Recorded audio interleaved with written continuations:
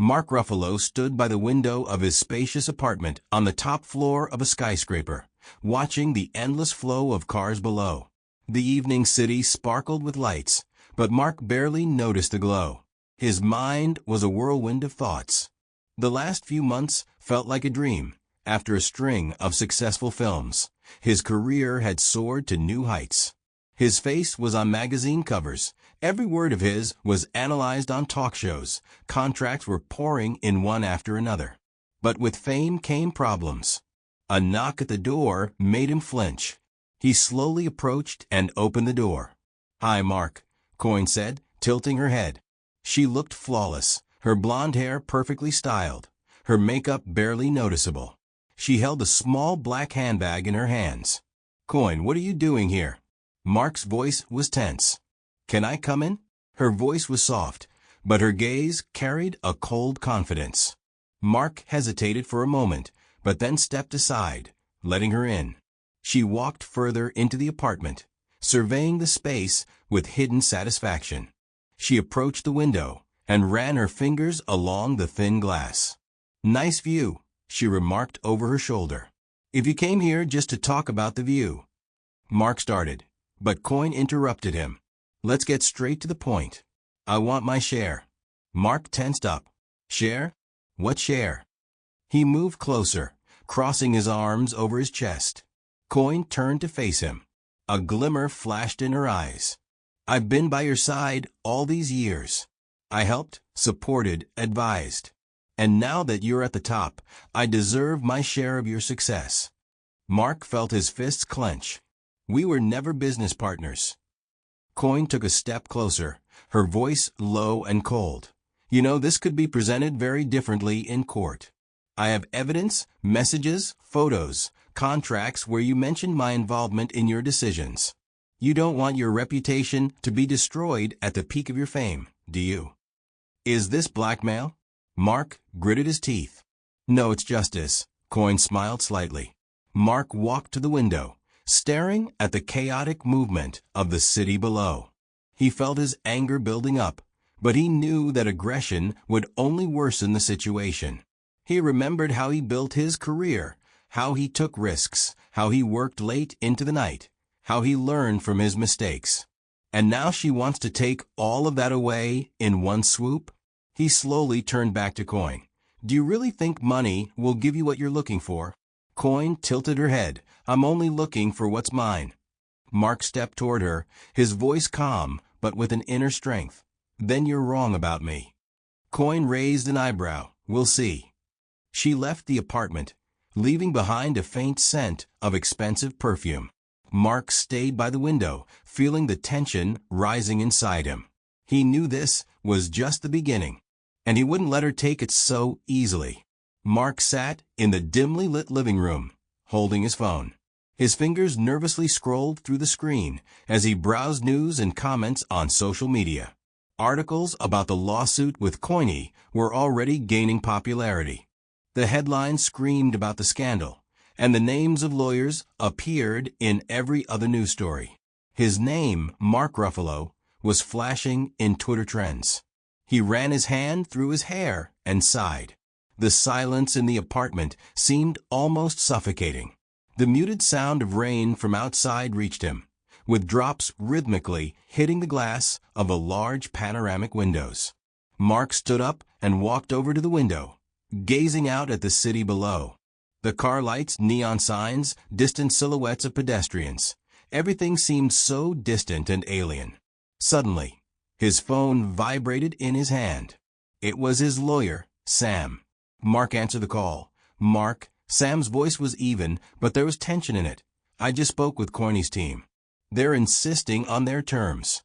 Mark closed his eyes and rubbed his temples. "What exactly do they want?" "Half of your assets, full access to the profits from the last 3 films, and control over your image in advertising. It's complete nonsense. We can't agree to this." Mark smiled bitterly. "They know I won't sign this. They're just applying pressure. And that's not all." Sam paused. "They're planning to make this public. If you don't make concessions, they'll claim you psychologically pressured Coyne during the relationship." Mark lowered his head.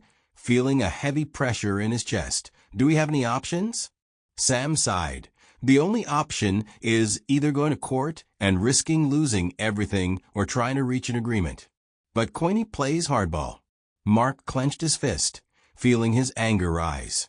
He took a few steps around the room, trying to calm his breath. I won't let her destroy everything I've worked for. This needs to be resolved quickly. The press is already interested in the case. If it hits the headlines, things will get out of hand. Sam warned, give me the night. I'll figure out what to do. Mark replied briefly and ended the call. He walked over to the bar in the corner of the room, poured himself a little whiskey, and drank it in one gulp.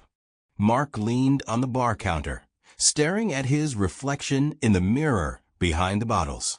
His eyes looked tired, but deep in his gaze was a spark of resolve. He knew Coiny. He knew how she could manipulate people, how she subtly used others' weaknesses. But this time, she had gone too far. Mark opened his laptop and accessed a secure folder with copies of correspondence and phone call recordings with Coiny. He knew he had the upper hand, proof of how she had tried to manipulate him, how she had pressured him financially. He opened one of the files and hit play. Coiny's voice clearly sounded on the recording. Mark, you know that without me, your career wouldn't exist? If you don't do what I say, I'll convince the press that you betrayed me and manipulated me. No one will believe you because everyone wants to see you as guilty. Mark clenched his jaw. He closed the laptop and stood up. A determined look appeared in his eyes. If Coiny wanted war, she would get it, but on his terms. He dialed Sam's number. Sam, I know what to do. Tomorrow, I'll meet Coiny in person. Mark, are you sure? This is risky, completely. Time to end this game. The next morning, Mark left the apartment, dressed in a dark suit and dark sunglasses. It was drizzling, and the streets were empty. Mark got into a black sedan and drove to Coiny's lawyer's office. He ascended to the 10th floor, and the secretary escorted him to the conference room. Coiny was already waiting for him, in a light suit, with a flawless hairstyle. She smiled her perfectly rehearsed smile. Mark, she stood and extended her hand. He didn't respond to the gesture, only sat across from her. Let's skip the theatrics. I know what you want, and I know why you're doing this. Coiny sat down, folding her hands on the table. Her gaze remained cold. If you understand this, then why are we here? Mark leaned forward. Because I'm offering you a deal. And what deal is that? A hint of curiosity appeared in her voice. Mark took his phone out of his pocket and placed it on the table. I have recordings of our conversations. I have proof of how you tried to manipulate me. If you don't accept my terms, I'll make this public. Coiny maintained a stoic expression, but her fingers trembled slightly. And what are you offering? She quietly asked. You withdraw the lawsuit, drop any claims to my assets, and publicly announce that it was all a misunderstanding. In exchange, I won't release these recordings. Coiny stared at him for a few seconds, then gave a barely noticeable smile. Fine. But you know this isn't the end, Mark. He stood up. It's the end. And this time I won. Coiny leaned forward. We'll see. Mark left the conference room, inhaling the fresh air of the hallway. He knew this was only the beginning. But this time, he was ready for whatever move came next. Mark stepped out of the office, inhaling the fresh air, tinged with the light scent of rain. It was already getting light outside, but the clouds still covered the sky with a gray blanket. The black sedan was waiting by the curb. The driver opened the door, but Mark didn't hurry to get in. He glanced at his phone screen. There were over 100 messages. Among them, one from Sam stood out. She agreed. The deal is on. We won. Mark squeezed the phone in his hand, feeling a mix of relief and bitterness. It was a victory, but it didn't feel like a triumph. Deep down, he knew this war had left a deep mark. Where are we going, Mr. Ruffalo? The driver asked. Home, Mark replied shortly and got into the car. He leaned his head against the headrest and closed his eyes. In his mind, he still heard Coiny's voice from that recording, cold, manipulative, with no trace of sincerity. She had always been like that. He just hadn't wanted to see it. I'll convince the press that you betrayed me. His fingers clenched into a fist. She played dirty, but this time he hadn't left her room to maneuver. Mark woke up as the car stopped in front of his house. The driver got out and opened the door. Mark stepped out, raised his coat collar against the cool wind, and headed to the door. When he entered the apartment, he was met by silence. He threw his keys on the table, took off his coat, and headed to the bar. He poured himself some whiskey and took a sip. A thought kept spinning in his head. What's next? Suddenly, his phone buzzed again. It was Sam. What happened?